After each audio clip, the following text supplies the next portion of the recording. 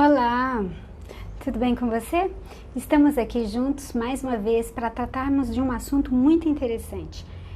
Não faz muito tempo eu estive numa escola, né, ajudando ali, e eu percebi assim muitos relatos de adolescentes que fazem a automutilação, né, que se machucam, então que se cortam, né, algumas fazem escarificações. Então, eu achei interessante nós trabalharmos um pouquinho esse assunto. Alguns podem pensar, assim, mas isso é só para quem é adolescente ou tem filhos adolescentes, mas fique atento que você vai perceber que mais do que os adolescentes, alguns adultos também têm essa prática, né? Podem ter esse comportamento da automutilação. Então, automutilação, entenda o que leva alguém a cometer a automutilação. Compartilhe esse link aí com as pessoas que você gosta, que você aprecia, que você imagina que pode ser útil, professores, cuidadores, avós, tios, pais, amigos de adolescentes e de pessoas jovens, porque não são só os adolescentes e nem só mulheres que podem cometer a automutilação. Vamos lá? Então, vamos entender um pouquinho sobre a mutilação, a automutilação na história, né? Na história já existem relatos muito antigos sobre a automutilação. Mas na metade do século XIX começou a ser registrado vários artigos médicos, né, na literatura médica, falando um pouquinho da automutilação. Eram, a princípio, mulheres, né? Mulheres histéricas, né, ou histriônicas, que se furavam com agulhas, né? Eram chamadas de garotas agulhas. Uma garota foi encontrado 217 agulhas, foram extraídas do corpo dela 217 agulhas. E uma outra garota, uma jovem holandesa, foi retirado 100 agulhas do ombro, né? Imagina como ela fez aquilo, a dor que ela não sentiu, né? Então, uma viúva, né, maníaca, depressiva, de 48 anos, ela arrancou os próprios olhos, né? Ela arrancou um dos seus próprios olhos. Isso porque, quando foi perguntado, né, quando ela foi atendida, perguntou-se para ela por que ela fez aquilo, né? Arrancou os próprios olhos. Ela disse que fez porque que os olhos dela estavam desejando homens e que aquilo era pecado, segundo ela, né? Isso porque ela era uma viúva. Então, Menninger, ele fala que a automutilação é um jeito moderado de suicídio. Como assim?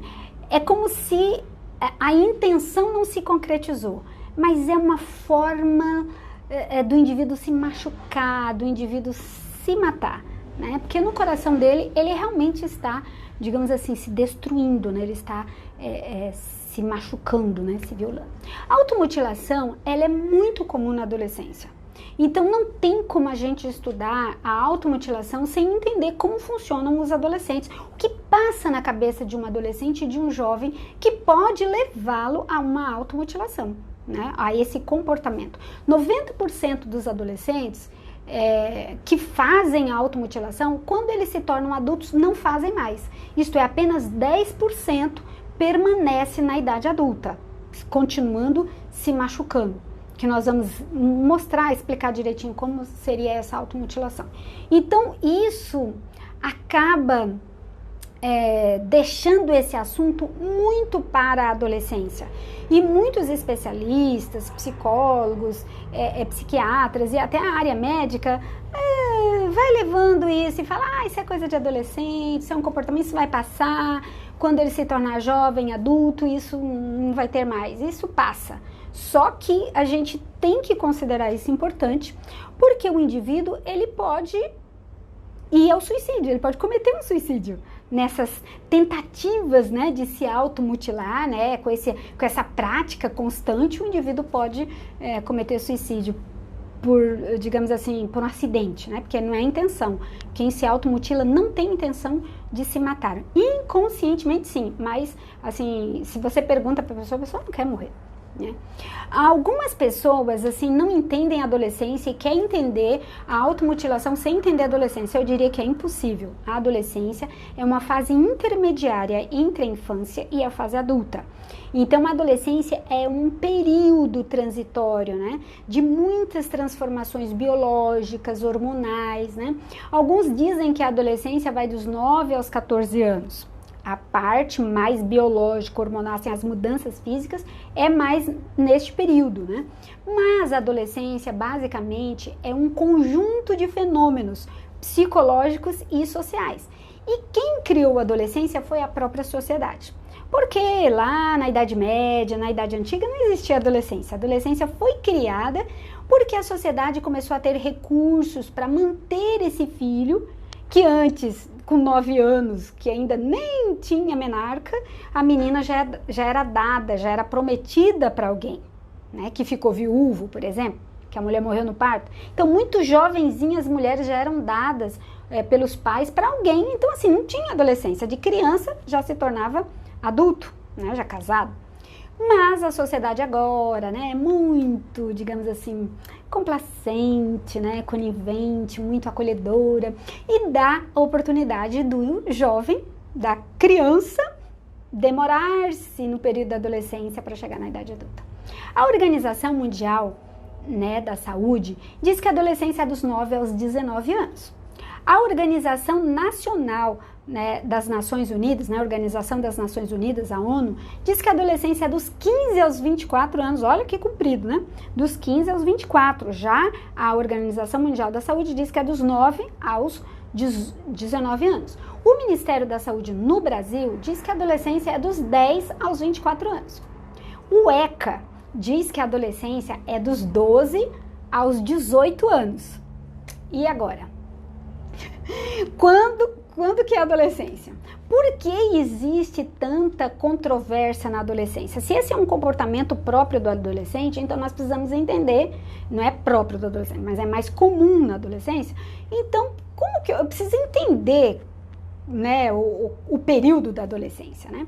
A adolescência, então, pode se estender, segundo o ECA, né, que é o Estatuto da Criança e do Adolescente, até os 21 anos, que é a maioridade. Né?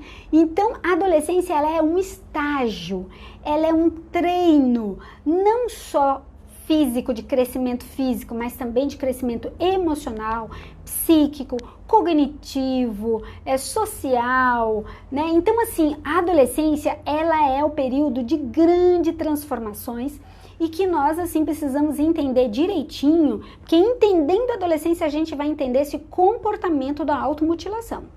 Entendeu? Fique ligadinho aí, compartilhe com quem tem filhos adolescentes. Esse vídeo aqui é muito precioso. Esse nosso bate-papo aqui vale ouro. Existe uma pesquisadora, né, muito famosa, uma psicóloga, chamada Françoise Doutor. Ela fala muito sobre a adolescência, ela é especialista em adolescência e também Arminda Berasturi, e é baseado um pouquinho nela que eu vou falar hoje. Então, Françoise Doutor, ela diz que a adolescência é uma fase de mutação. Ela diz assim, é como se o indivíduo estivesse mudando, ele muda, né? Assim, é metamorfose, se transforma em outro ser, né? E a Arminda Berasturi, ela diz que a adolescência é um momento crucial na vida de todo ser humano. Então, assim, a adolescência é crucial para a mente, né? Digamos assim, para as doenças mentais, né? É o que vai cristalizar alguns comportamentos. Então, assim, é muito importante que os pais estejam atentos, principalmente na primeira infância e na adolescência. Dias, né, que é um outro pesquisador, ele diz que a adolescência, ele é um período, né, de desenvolvimento e de experimento de sentimento. Então, o adolescente, ele experimenta a solidão, ele procura experiências fora das relações sociais, de acordo com Dias, e nessa procura, nessa busca de relacionamentos fora da família, ele começa a experimentar a solidão, porque primeiro ele tem que largar o pai e a mãe, digamos assim, abandonar o pai e a mãe, para ele poder se aproximar de uma outra tribo, de um outro grupo, e experimentar esse outro grupo, porque um dia ele vai formar um núcleo familiar, um outro grupo familiar, um outro sistema familiar. E isso pode ser assim, é um período transitório muito complexo para o adolescente, muito assim, difícil dele conviver com isso. Os pais devem olhar para a adolescência como um processo de mudança e com muito carinho. Eu não gosto quando algumas pessoas dizem assim, ele é aborrecente. Não é aborrecente, ele é adolescente. E a adolescência é o período mais bonito da vida. É um período é um nascer consciente. É quando o indivíduo elabora muitos lutos, luto do corpo, luto dos pais, luto dos papéis. Gente, é muita mudança, a gente não pode desprezar isso. Além de ser mudanças hormonais. Por isso o adolescente às vezes se torna rebelde, agressivo, porque ele tem que deixar esses pais, deixar e conhecer outros costumes, outros valores, outras tribos. Por isso que ele questiona tanto os pais. Alguns pais não suportam os filhos adolescentes. Fala, esse menino se rebelou, essa menina ficou rebelde, sempre foi obediente, boazinha, agora virou esse monstro, esse bicho, não sei porque que eu não comi enquanto era bebê. Né? Gente, não faça assim, porque você já foi adolescente. Você já foi adolescente, você já ficou também diante de decepções, você já teve um comportamento meio assim isolado, meio assim, digamos assim, viveu no seu mundo, né? Você já ficou retraído também para pensar, para escolher. Gente, o adolescente ele tem que fazer muitas escolhas. Escolher se ele vai ser honesto, escolher se ele não vai ser, se ele vai ser estudante, se ele vai ser dedicado, se ele vai ser bom, se ele vai ser ruim. Escolher a sexualidade, escolher a profissão, escolher parceiro. É muitas escolhas e no mundo religioso também. Ele tem que tomar decisões, porque ele só será adulto quando ele tomar essas decisões e firmar nelas, porque a criança oscila demais. A criança de manhã tá eufórica, de tarde tá chorando, melancólicazinha. Então, assim, o adolescente, ele firma a estrutura mental, psíquica dele. Então, assim, são decisões importantes. O jovem, ele pode ter muita dificuldade de se expressar nessa fase da adolescência. Muitos adolescentes não falam. E alguns pais ficam desesperados. Mas quando era criança falava tanto que eu mandava calar a boca e agora não fala nada. Exatamente, você mandava calar a boca. Você mandou muito calar a boca, agora ele calou a boca. Mas não é só porque você mandou calar a boca. É natural o adolescente se retrair, né? Vir pro mundo dele. Às vezes ele fica até meio alienado, né? Fica ali naquele mundo dele, imaginando o que ele vai fazer da vida, que decisões que ele vai tomar, ou meio confuso, quem eu sou, para onde que eu vou, né? O que eu devo fazer da minha vida, que faculdade que eu vou fazer. Então, todos esses pensamentos fazem com que ele fique em silêncio. E às vezes ele não fala. E quando ele fala, às vezes ele é agressivo com os pais. Lembre-se, ele não é agressivo com você. Ele não odeia você. Ele não suporta o que você representa. Às vezes você representa regras, limites, e é isso que ele não gosta. Então, dessa maneira, então, como o adolescente, às vezes ele se fecha no mundo dele, fica meio alienado ali, angustiado, né? Então ele acaba fazendo automutilação, porque esse caminho da automutilação alivia prováveis angústias que ele esteja sentindo. Então, adolescentes que estão se automutilando, pernas, braços, significa que você precisa dar para ele mais atenção, e ficar mais próximo. Para Olímpio, um pesquisador, ele diz que o cérebro produz endorfinas para aliviar a dor do corpo quando o indivíduo se corta. Então o indivíduo se corta, ele está muito ansioso com as decisões que ele tem que tomar, ele está chateado com ele porque ele decepciona os pais, porque os pais agridem ele com palavras, diz que ele não presta para nada, que ele é um peso, que ele é preguiçoso, que ele é lerdo, quando que ele vai ficar um homem, uma mulher, quando que vai virar gente grande, sabe? Então ele fica tão angustiado com as decisões que ele tem, fora aquilo que os pais cobram, que às vezes eles se automutilam, porque eles não sabem lidar com algumas sensações, algumas coisas que é nova para eles. E aí o corpo libera endorfinas que para aliviar a dor do corte, e aí essa dor traz, essa endorfina traz uma sensação gostosa, que diminui a ansiedade, e aí o adolescente se corta novamente. Ele vai fazer isso de forma repetitiva. Às vezes ele tem vergonha dos cortes que ele fez, do comportamento dele, e aí ele esconde as cicatrizes, usa blusas de manga comprida, blusas com colarinho alto, né? Você vê um adolescente muito encapotado, é meio esquisito, né? Melhor dar uma investigadazinha, né? Que pode ser que tenha aí, ele esteja se automutilando, né? Um adolescente que se automutila e não é tratado, ele pode se tornar um adulto improdutivo, um adulto frustrado, um adulto antissocial, isto é, com dificuldades de relacionamentos, com dificuldade de entender as regras sociais, depressivo e doente. Então, gente, um adolescente que se automutila, ele precisa realmente ser atendido, ele precisa ser trabalhado essas questões com ele. No passado, acreditava-se que a automutilação ou autolesão era só em adolescentes que tinham transtorno de personalidade borderline. Mas hoje em dia já se percebeu que isso não é verdade, né? Outras pessoas com outras patologias, com outras comorbidades e até às vezes sem doenças psiquiátricas, digamos, claras, diagnosticadas ou investigadas, o indivíduo pode cometer a automutilação ou a autolesão. É uma população assim...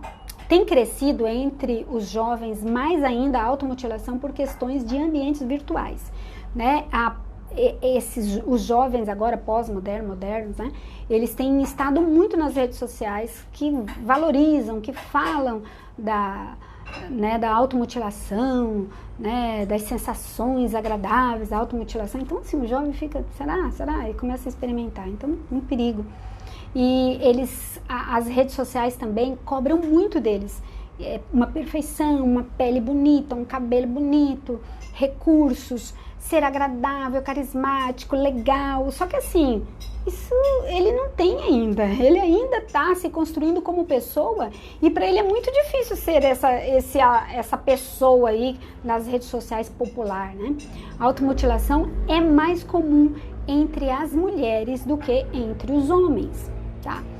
O ambiente e o adolescente interfere muito. O ambiente do adolescente, onde vive o adolescente ou esse jovem, interfere muito na possibilidade desse jovem se automutilar ou não. Então, o ambiente em que a criança cresce, se desenvolve, ele precisa cumprir o papel. Qual é o papel do ambiente da família? Sustentar, amparar e ser confiável para essa criança, para esse juvenil, para esse adolescente e para esse jovem. Se esse ambiente não é saudável e esse jovem experimentou assim a construção do seu eu, né, do seu quem eu sou, e isso não foi bem construído, não foi bem organizado, esse indivíduo ele pode ter assim colapsos, né? Esse ambiente que não foi bom pode proporcionar sensações muito desagradáveis, pensamentos de morte, pensamentos ruins, e aí vem a automutilação. O bom ambiente faz com que o adolescente ele fique tranquilo, né? Ele confia nele, confia nos pais, confia que os pais vão dar para ele, digamos assim, uma certa segurança, uma certa estabilidade. A família, os amigos e a própria sociedade pode criar, né, um ambiente acolhedor para esse adolescente e para esse jovem que tem essa prática, esse comportamento da automutilação. As opiniões alheias, né, sobre a sua personalidade interferem bastante. Né? A nossa personalidade ela é formada a partir daquilo que a gente vê os outros falarem da gente. Então, se você cresce num ambiente familiar totalmente desorganizado, um ambiente assim confuso, instável, onde as pessoas chamavam você de incapaz, de incompetente, de que você não presta, que você não vale nada, que você não tem valor nenhum. Então, a personalidade dessa pessoa vai se formar de acordo com isso que ele ouviu a vida toda. Então, assim, é bem complexo. O ambiente é muito importante. Muitas vezes, os jovens preferem uma identidade negativa, né? Então ele prefere ser alguém perverso e indesejável do que não ser nada. Sabe aquele negócio assim, o fulano, isso quem fala é a Berasturi, né? A Berasturi diz assim, que alguns jovens são muito queridos, né? Alguns, assim, numa família, por exemplo, com vários filhos, um é muito amado e o outro não é. Então ele prefere ser péssimo, prefere ser perverso, prefere ser cruel, do que ele não ser ninguém, não ser nada, não ser visto, né? Não ser observado por alguém. A Berasturi também fala que o jovem, o adolescente, ele busca a identidade o tempo inteiro.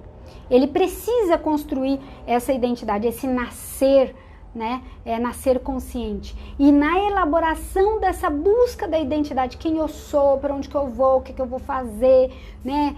O que que eu vou estudar, nessa busca pela maturidade, ele pode se sentir, digamos assim, encorajado pela família, inspirado pela família, uma família boa, um ambiente bom, ou ele pode ficar muito depressivo, negativo e angustiado porque a família não proporciona para ele uma situação adequada. Ah, tá, mas então a culpa é da família? A família tem, a gente não pode negar, né? A família é o útero, né? A família, ela que, digamos assim, ela que oferece para a sociedade, ela que constrói, ela que educa, ela que ensina os passos para aquele adolescente que vai se tornar um adulto. Se em casa todos são desonestos, a tendência é um adolescente ser desonesto. Se em casa todos são depressivos, melancólicos, a tendência é ele ver o mundo de uma forma negra, escura e sem esperança. Se todo mundo em casa é ansioso, nervoso, ele tem uma possibilidade maior de ser. Não que ele será, mas a possibilidade maior é. Então, em casos de suicídio, de pessoas que cometeram suicídio entre os jovens americanos, François Dolto cita algumas coisas interessantes. 72%, né, dos suicidas são crianças ou adolescentes cujos pais são divorciados ou separados. 72% são de pais separados ou divorciados. 75% corresponde a jovens em que assim vivem, digamos assim, afastado, né, da sua família de origem, da sua cidade de origem. Então, jovens que vão para outros países, jovens que vão para cidades grandes e ficam longe dos pais, se sentem só, não tem aquele apoio familiar que sustenta ele. É assim que ele se sente. 1/3 das pessoas que cometem suicídio, dos jovens e adolescentes que cometem suicídio, eles usam droga ou álcool, ou já usaram ou usavam na época em que cometeram o suicídio. Na maioria dos casos, né, em muitos desses casos, são jovens que tiveram dificuldades na escola, seja ela bullying, fracasso escolar, sensações assim decorrente, né, muitas coisas ruins em decorrência de, digamos assim, frustrações na escola, decepções na escola. Então, os fatores que levam o indivíduo, que pode possibilitar, incentivar o indivíduo à automutilação, são diversos, são muitos. E eu vou enumerar aqui, eu vou citar, na verdade, né, porque são muitos. Características pessoais, então, o indivíduo mais depressivo, melancólico, transtornos psiquiátricos, então vários transtornos psiquiátricos podem incentivar ou estimular o indivíduo a se automutilar. Problemas relacionados à infância, então traumas ocorridos ali na infância. Uma sociedade muito opressiva, uma sociedade injusta também. Família, né? Claro, a família, uma família desorganizada. Pensamentos pessimistas dominantes, uma baixa autoestima, insegurança, autodepreciação, uma sensação de ser negligenciado, né, de que alguém negligenciou, não cuidou dele, abandonou também. Dificuldade em desapegar algo, então assim, eu não quero liberar, não quero soltar, então eu tenho aquele desejo de posse, de controle, também o indivíduo pode se automutilar, né, se autoagredir.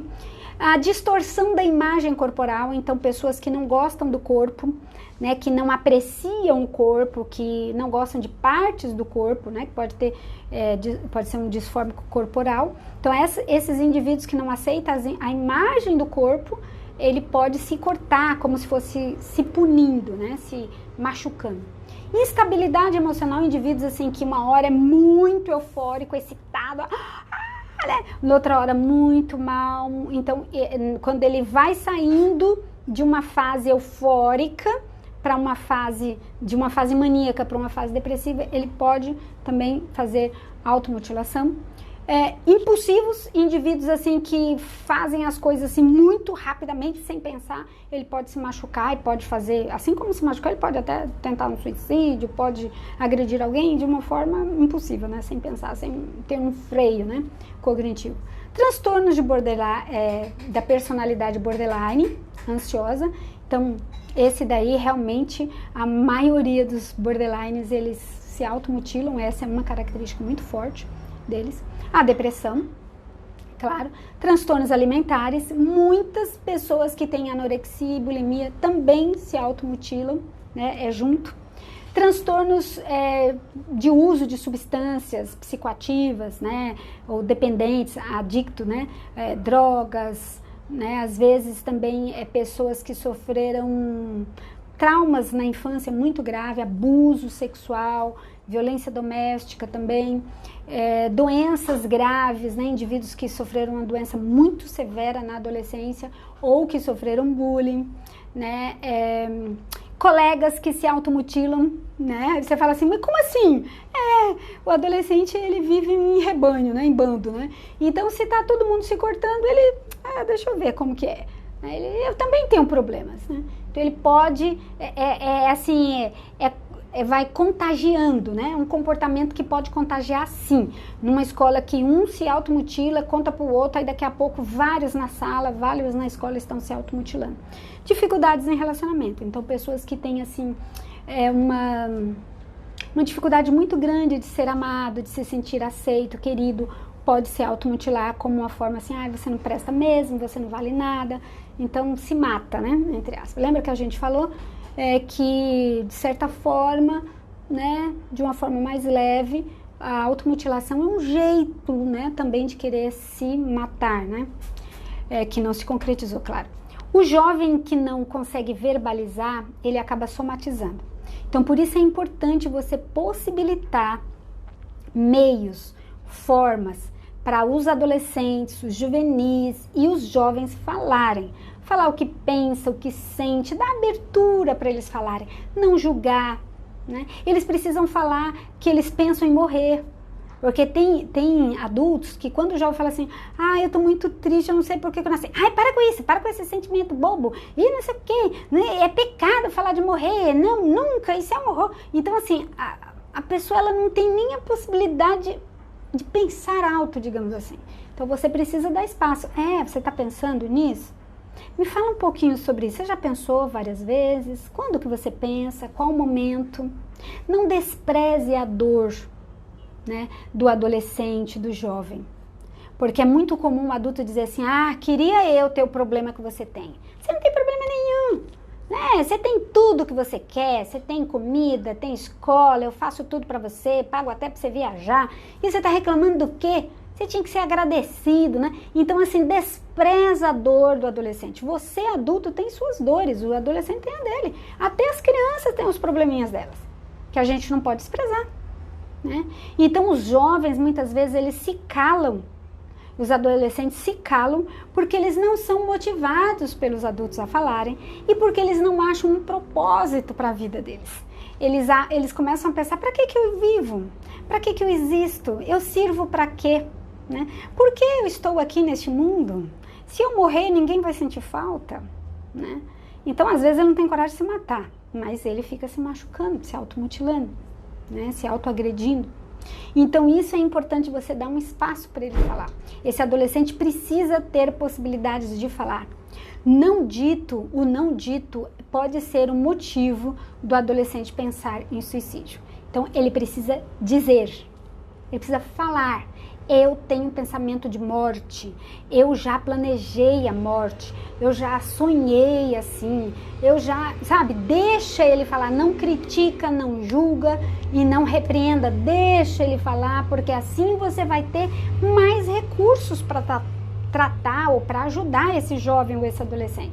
Se você já corta logo no começo, quando ele começa a falar, você já critica, ele não vai falar. Ele se recolhe e não fala mais. Aí você pode perguntar a ele, não, tudo bem, não, tô bem. Pergunta assim, eu pergunto pro meu filho se ele tá bem, ele diz que tá bem. Nossa, mas fulano tentou suicídio e o pai nem sabia. Claro que não. A maioria das vezes não. Quem sabia? Um amigo, às vezes uma amiga, um professor da escola que não julga, que não critica. Muitas vezes é assim que acontece. Então não critique. No momento assim em que o jovem foge para dentro, para o interior dele, ele pode ter esses pensamentos de suicídio. Ele pode não gostar do que ele está vendo. Por que ele não gosta? Porque ainda não está pronto, ele ainda está se formando, ainda está se constituindo, está se construindo. Então, assim, é natural não gostar. Se às vezes adulta a gente não gosta de algumas coisas que a gente faz, imagina quando somos adolescentes. Essa fuga para dentro, para o interior, pode, às vezes sim, fazer com que o adolescente se corte, se machuque. Os profissionais da saúde, eles acreditam que a maioria dos jovens que se automutilam, que chegam aos pronto-socorros, eu já atendi alguns que se cortam assim, até que levou pontos na coxa, nas pernas, nos braços. Então, eles na verdade não queriam cometer suicídio, né? Eles não tinham essa intenção. Eles só estavam muito angustiados e eles queriam aliviar essa angústia. Lembre-se do que eu falei. Quando o indivíduo corta a braço, a perna, ele sente dor. Aí você pode dizer assim, um adolescente então gosta de sentir dor? Não. Ele quer que acabe a angústia, ele quer sentir um alívio dos problemas emocionais. Então ele corta, aí o cérebro manda a endorfina, e a endorfina, que é para diminuir a dor, dá uma sensação agradável nele. Olha só. Aí ele gosta da endorfina, não é de se cortar. Ele gosta da sensação de alívio, né, de tranquilidade. Né?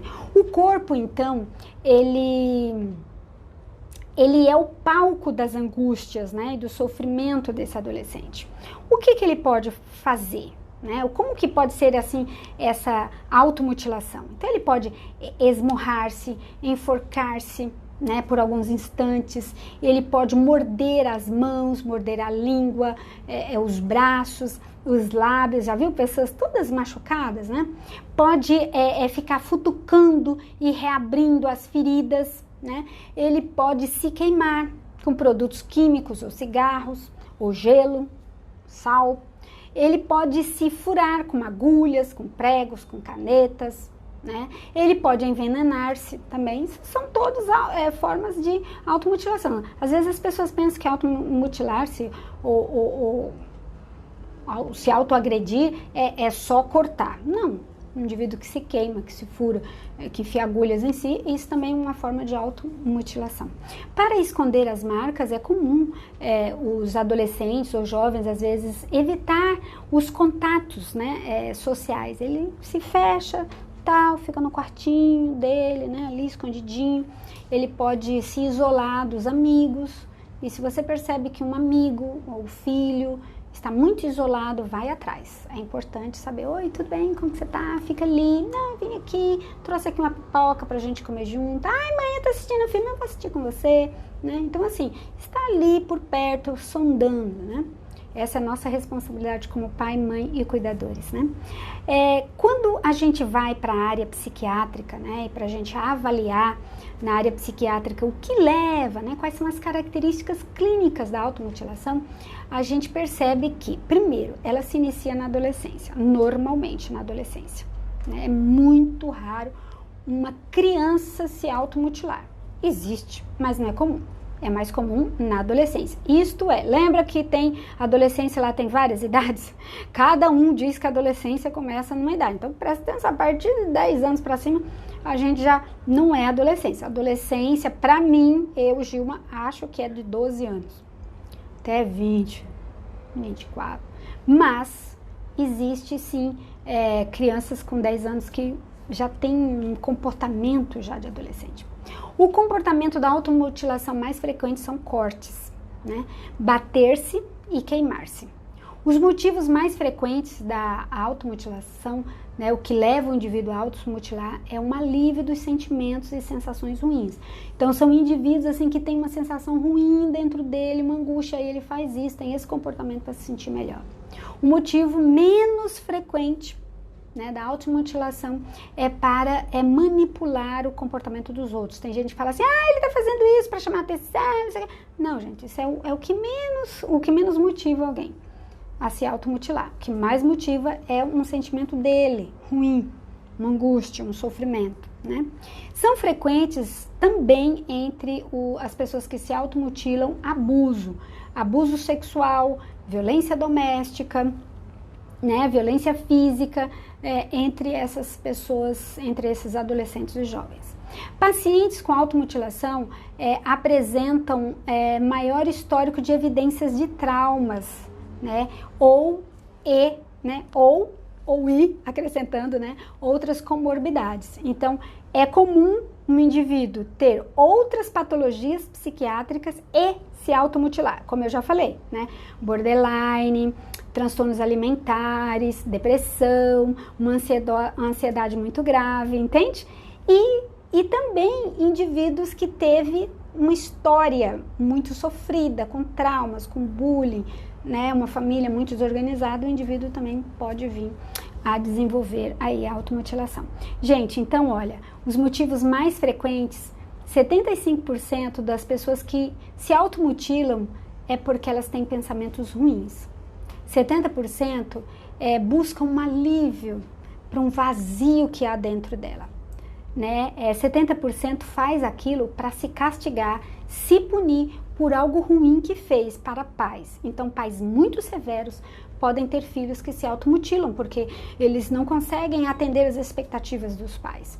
Sentir algo, uma coisa, 47% de pessoas que se automutilam, elas fazem isso porque elas querem ter uma sensação diferente, quer ter uma dor diferente, quer aliviar a dor emocional com a endorfina. E alguns fazem isso, se automutilam para ele se sentir relaxado, se sentir bem, como se fosse uma droga, né? Olha aí. Então, há um momento assim, na escola, que é muito importante, adolescentes e jovens em período escolar, normalmente a automutilação ocorre, às vezes até mesmo dentro da escola. E no período da escola é um período turbulento, né, na adolescência. Então, assim, um momento de muitas transformações, em que o adolescente experimenta sair da família para se envolver em participar de outros grupos. Então, isso pode deixar ele com um sentimento de vazio e angústia, e aí ele se machuca. Pacientes adultos que fazem a automutilação, na maioria das vezes são mulheres, e desde a infância já faziam a automutilação. Isto é, um comportamento que começou na adolescência, não foi resolvido, não foi tratado, e aí chega na idade adulta, o indivíduo ainda se corta, ainda se machuca, e isso é de uma forma muito mais grave e mais intensa, né? Então, moderado para grave, né? Usa diferentes tipos de automutilação. Então, é mais grave, precisa muitas vezes ser medicado. A Bíblia, quero encerrar, dizendo que a Bíblia, ela tem alguns textos interessantes que eu separei aqui para você, 1 Coríntios 6, 19 e 20, que diz que o nosso corpo é o templo do Espírito Santo, né? E é nele, no nosso corpo, que o Espírito Santo deseja habitar, né?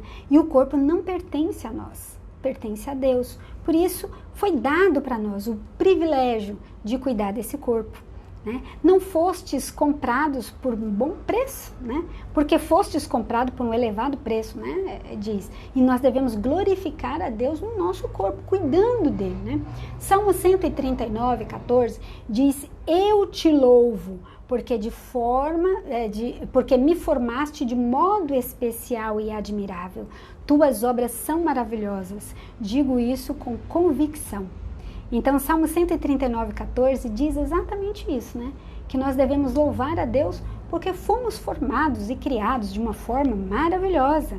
O nosso corpo é o templo do Espírito Santo e no nosso corpo devemos agradecer a Deus porque Ele nos fez como nós somos.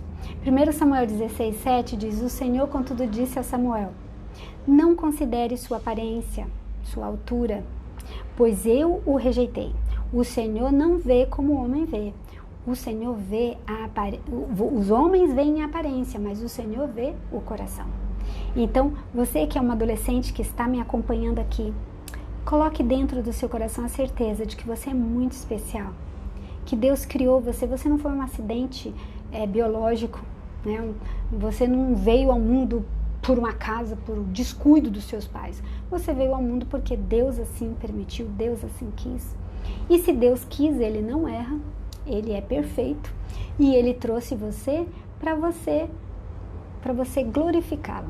A sua identidade é filho e filha de Deus, filho e filha de Cristo, né? Romanos 12:3 diz que nós somos porque pela graça que me foi dada, digo a cada um dentre vós que não tenha de si mesmo mais alto conceito do que convém, mas que pense em si sobriamente, conforme a medida da fé, né, que Deus repartiu para cada um. Então, assim, devemos, assim, colocar a nossa vida, né, nas mãos de Deus para que Ele cuide de nós e sare as nossas feridas e nos ajude a conviver com os traumas da infância e da juventude. Que Deus te abençoe e que Deus continue com você.